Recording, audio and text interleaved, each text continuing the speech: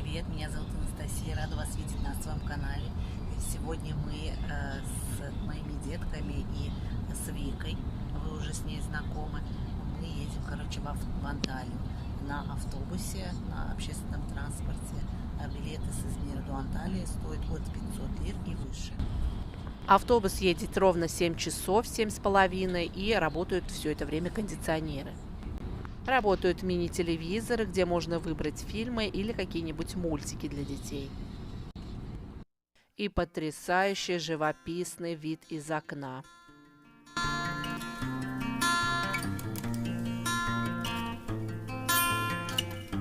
Забыла сказать, в автобусы дают перекусы и, конечно же, водичку.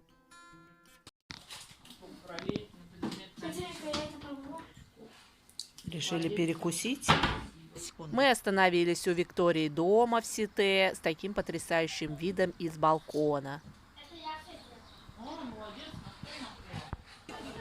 И первым делом мы пошли закупаться на турецкий рынок. Хочу отметить, что цены здесь, в Анталии, намного дешевле, чем в Измире, можно сказать, в 2 раза. Если вам интересно сравнить, в описании оставлю ссылочку измирского рынка. Та же клубника, здесь килограмм 25, а у нас в Измире 50. Морковка здесь 20, у нас в Измире 50-40. А уже после базара мы решили прогуляться по набережной. Кстати, Анталия совсем не похожа на Измир, а сам город мне почему-то напоминает Минск, Беларусь. Здесь дома построены довольно-таки свободно друг от друга. Здесь везде есть культурные парки для отдыха. Цвета российского флага покрашены. Здесь матрешки как символ России. А вон там турка и чашка кофейная турецкая. Ее тоже надо снять. Вот эта масса под турецкий кофе из нее. Вместе с ребенком. В отличие от Измира, погода в Анталии очень-очень жарко и очень-очень влажно. Несмотря на то, что погода была плюс 18, я потела просто как лошадь. У нас скромный ужин сегодня. Никакие приехали, еле-еле будем кушать макароны. Да? Дети макароны любят. Такая красота у нас тут. Вика меня сегодня решила угостить шампанским, только самопальным. Но причем ничем не отличается. Итак, берем, покупаем бутылку белого вина. Не самого плохого, но можно прям самое дорогое не брать. Бутылочку соды. Теперь берем, наливаем, и колдуем. Да, и колдуем. Мне чуть-чуть. Наливаем вот так вот немножко вина. Ну, если кто-то хочет побольше, может побольше наливать, пропорцию делать. И разбавляем содой. И вы разбавляем соды. Да. Вкус настоящего шампанского. У нас получается шампанское. Что цвет, что вкус, что запах. Причем в Турции хорошее шампанское, оно стоит дорого. Очень дорого. А иногда хочется себя побаловать. Да, приятного чаепития. Чаепития. Ой, шампанопитие или чего там, винопитие. Да. Вика, куда ты нас сегодня привела? Я вас привела сейчас в Калейчи. Это исторический центр города Анталии. Ага. Лет 30 назад Анталия вся базировалась вокруг этого исторического центра. Был исторический центр, этот вокруг несколько деревень. Сейчас Анталия разрослась, стала очень большая, вы все знаете уже. Здесь марина находится, тут стоят прогулочные кораблики. Покататься может любой турист. Цену пока не знаем, все узнаем. И здесь очень старые такие домики, немножко напоминает Грецию, я не знаю, европейский какой-то пейзаж средиземноморский. Крепость старинная. Здесь вот... Будете в Анталии, обязательно посетите это место. Калейджи – это квартал в Анталии, расположен в районе Мурат-Паша. Исторический центр города, окруженный сухопутными укреплениями и морем. В Калейджи сохранились здания разных периодов истории города, начиная с древнеримской. Название Калейджи означает «внутри крепости». Этот город находится под защитой государства.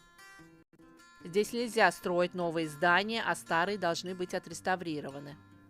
В едином стиле не разрешается самопроизвольно перекрашивать здание, и положено следить за внешним фасадом своего дома. Это как я снимала видео про Ширинже. Если вам интересно, под видео оставлю ссылочку, посмотрите. Мы не стали спускаться по лифту в город, а пошли по старинным древним улочкам, посмотреть всю красоту изнутри.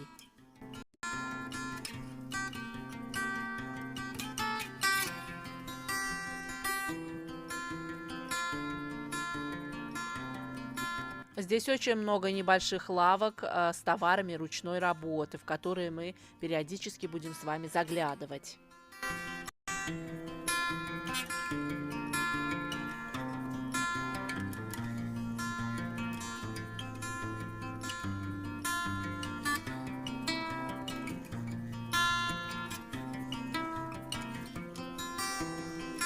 Это одна из первых мечетей. Она очень-очень старых построек. Даже вам не скажу, это какого года. Мы заходим внутрь, и я замолкаю. Хочу, чтобы вы просто насладились этой атмосферой.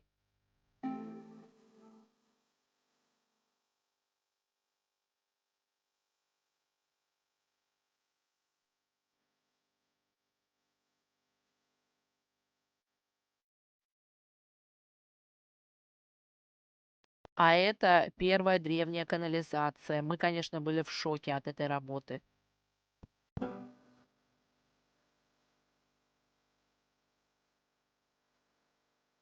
Атмосфера здесь настолько теплая, настолько умиротворяющая, что мне хотелось просто здесь остаться.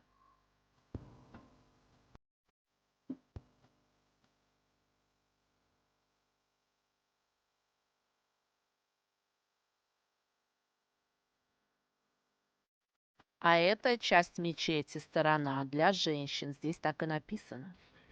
Здесь продавец украшений бесконечности. Дядечка очень добрый, очень приветливый. Гуляем, и тут наткнулись на чай Султан, знаменитый в Турции, который я попробовала впервые. Если вам интересно, что это и как его пить, оставляйте комментарии, я вам запишу отдельное подробное видео. Также здесь очень много разных чаев и, конечно же, восточных сладостей.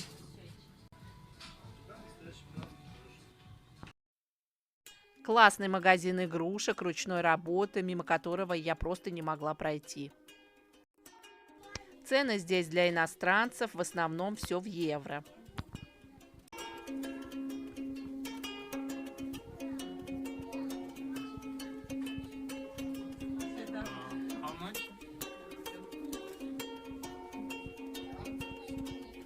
Что, куколку не хотите, тетя Вика?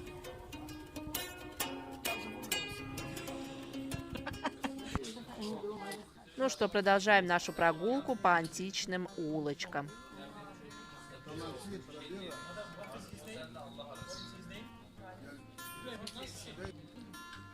Купить здесь себе домик – это непомерно дорого. Года 2 назад здесь были цены от 300 тысяч евро до 5 миллионов евро, а сейчас в 2 раза выше.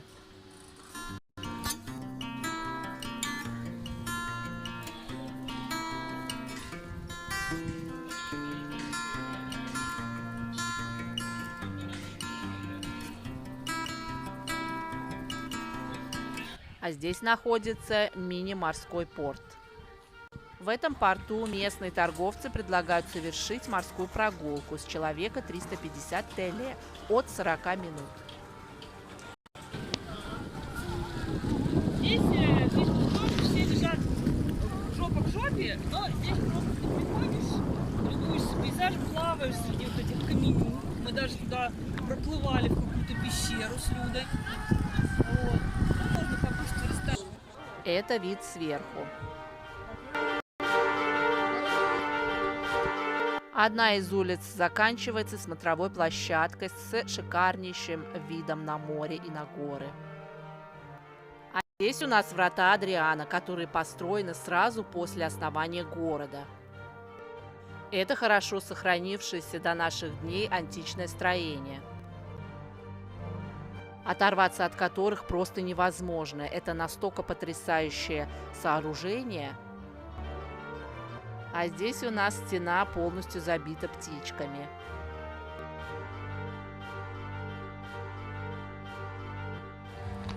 А после прогулок мы, естественно, пошли в развлекательный парк, где на входе нужно купить карточку и положить туда денежки. Нам в этот день очень повезло, так как был праздник защиты детей, и раздавали бесплатные билетики на каждую карусель. Повезло. А на следующий день мы решили поехать на канатную дорогу. Вы наверняка смотрели новости, так как с трагическими событиями, произошедшими здесь, канатная дорога была закрыта. Здесь сразу напротив моря находится очень большой парк для семейного отдыха, пикника. И, конечно же, какая Анталия без моря. Это было 23 апреля, вода была довольно-таки прохладная, и мы не рискнули купаться, хотя люди там купались. Море здесь совсем другое.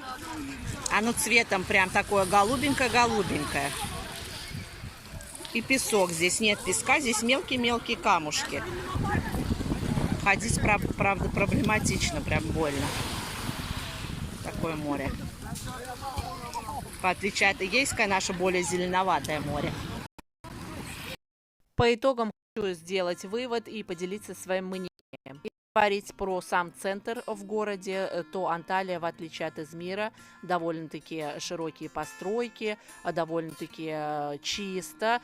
Люди практически все говорят на русском, очень редко встречала туркоговорящих. Город довольно-таки чистый, ухоженный, очень много парков, очень много развлекательных центров. Говорить о пригородах и провинциях, то в Измире это, конечно, намного красивее, намного интересней.